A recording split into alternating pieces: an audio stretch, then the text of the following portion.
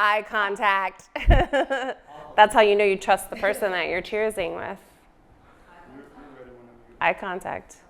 Yeah, if they won't look you in the eye, then don't trust that drink they just poured you.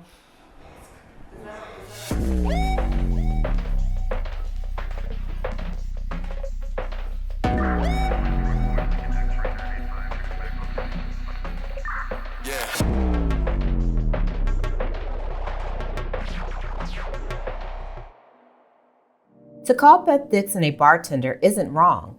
It just only begins to describe who she is and what she does. And we're muddling all day. The Richmonder, who has worked in the city's top restaurants since 2001 and now trains others to craft cocktails, has mined a variety of culinary styles to develop a unique talent behind the bar. We caught up with Beth to learn the secret to her organically sourced cocktails we've enjoyed at some of our favorite Richmond restaurants. Hi, this is Mika Tache St. Fleur with Virginia ABC, and this is Flavor Profile.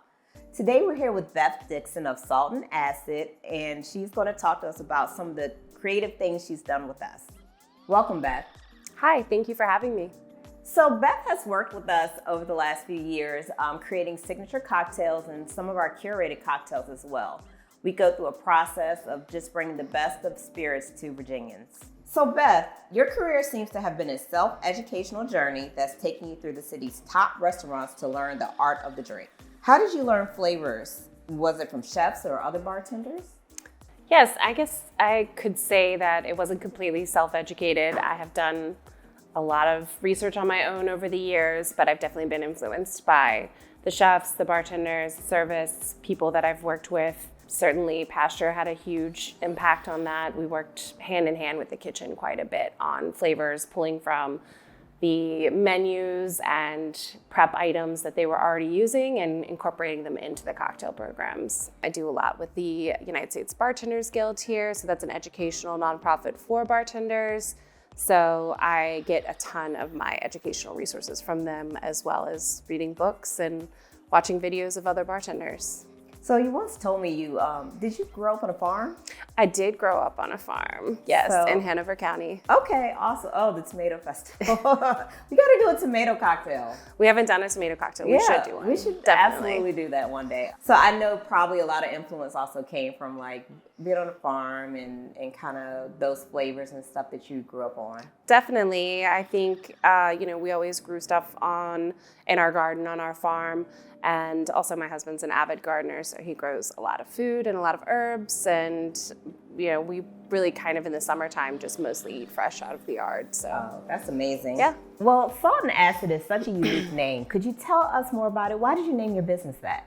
That's a great question, and it certainly has something to do with the last question that you asked me and working with chefs. Salt is one of the best ways to balance out food, but also cocktails.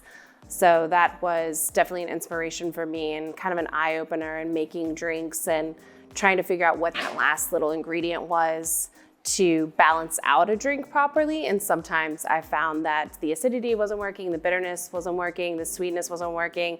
And a chef had suggested just adding a pinch of salt, and it just really opened the drink up.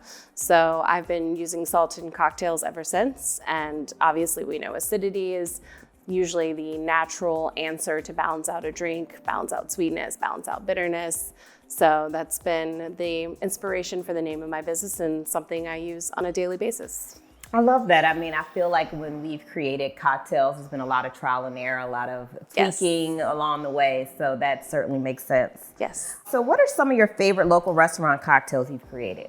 So I think probably my favorite one of the last year was one called the Revivalist for ML Steak. And I really enjoy that drink because, the name has two meanings, but the one is that it's trying to revive the long forgotten pomegranate martini and also the revivalism of the Jackson Ward neighborhood. And so it's got the little double meaning there, but it's Singani, which is a Bolivian brandy. It's very floral, so really nice to talk about when we're talking about botanicals. And it's got pomegranate in it, of course, and a little bit of almond and aquafaba, which is a chickpea juice that makes a foam. It's an egg white replacement, and it's garnished with some dried flowers, of course. One day you're going to teach me how to make the cocktails with the egg white. Yes. I know people are scared of it, but I've had a delicious cocktail with egg whites. It's so good. That's Cocktails 201. We can take that class together. So in creating signature cocktails with Virginia ABC, what is typically your thought process? So start with whatever the theme is and whatever spirits we want to feature. And I start to pull the flavors from the spirits first and then try and pair them with other liqueurs or fruit or nuts or spices and herbs that might go well with that. And then I think about the glassware and the color of the drink and making sure all of the cocktails look different and don't just all look homogeneous. I mean, we certainly spend a lot of time in the creative process, especially during holiday. I mean, it's a lot of work, but we really want to bring the best to Virginians and things to try at home and work through. So that has been really fun creating those cocktails with you. I'm glad you brought that up because that is also part of the process, is sometimes editing back to make sure that it's something that people can create at home. That's very important to us, to be able to be that home mixologist. Have you always believed that organically sourced ingredients were vital to signature cocktails? I think so. That's how I prefer to source things at home. So I do try to make sure that we're using high quality ingredients, organic when possible, local when possible, sustainable growing practices when possible at the bare minimum. I know that's not always available for everyone, but I do try to use a lot of fresh ingredients as well. So that is certainly a huge inspiration for me, is what's seasonable as well. Yeah, because you definitely bring things from your home garden. So I'm always excited to see what you have in your bag for us. Yes. What are some of the fun ways you use botanicals in cocktails? Oh, wow. I use so many botanicals so often because botanicals are literally what spirits are made of, right? So you think about all of the things that we grow to turn into spirits, like grain and agave and cane, and it starts really with the spirit. And then you think about all of the flavoring agents that go into making liqueurs, like creme de mure, and that's berries, and Saint Germain, which is an elderflower, all of these botanicals that are already going into the liqueurs and the spirits. So I always just try to pull those flavors and use fresh flavors that will pair with them. But some of my favorites, honestly, I love lavender. I'm a sucker for lavender. Rosemary, I'm a huge fan of as well. I think using walnut is really fun. The walnut bitters are really great. So just using anything kind of those deep, kind of rich flavors too. That walnut old fashioned we had for the holiday was so fun. Yeah, and I'm not even an old fashioned girl, but that was really good. Yes. Yeah. Well, I think it's fun this season. We did botanical ice cubes. Yes. And you can find that on our website as well, to how to make those. That was a really fun shoot. Yes. You were at the top of the list for weddings, baby showers, and other events for bar services, including signature cocktails and menus. How do you create a signature cocktail for each event? I create the signature cocktails for private events the same way that I do for Virginia ABC and Spirited Virginia. And I always start with what is the theme, what are the spirits you want to use, or what do you like? I have a whole questionnaire that asks clients, what flavors do you love? What flavors do you hate? What's your favorite drink you've had at a bar? Those are the kind of things that I want to know. Have you traveled somewhere and had a special cocktail together? I want to draw influence that's really personal and make things very specific and customized to each client. Well, speaking of wedding season, we were actually honored to have the flower guy, Braun, a Richmond native, to do our floral arrangement for our bar cart today. Beautiful. Yes. And I know it's wedding season, so you guys have probably worked together as well. Actually, he did my best friend's wedding last year, and the flowers were stunning, and we also happened to be in the same neighborhood. So. That's awesome. So what advice would you give an aspiring home mixologist, or just someone who wants to offer a friend a great drink before dinner?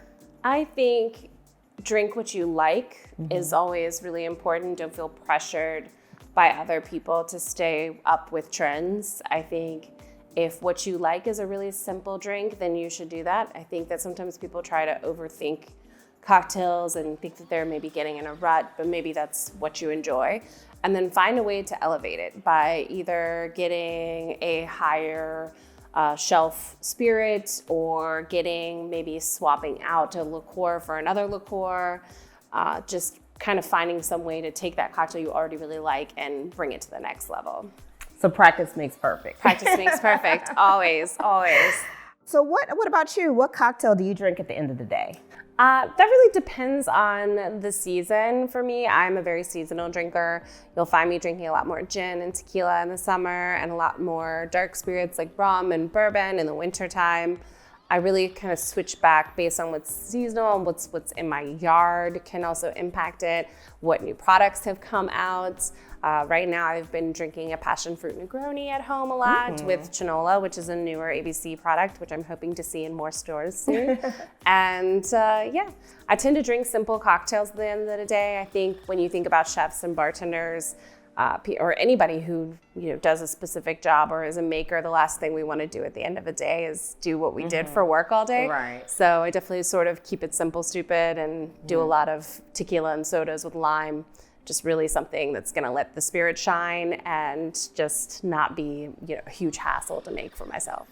Well, I know that you must have a toast or that you give your signature toast. Can you share that with us? Sure. So there are lots of toasts, and I'm going to tell you one of my favorite ones. Okay. And I think this is just a great generic toast that goes for any occasion.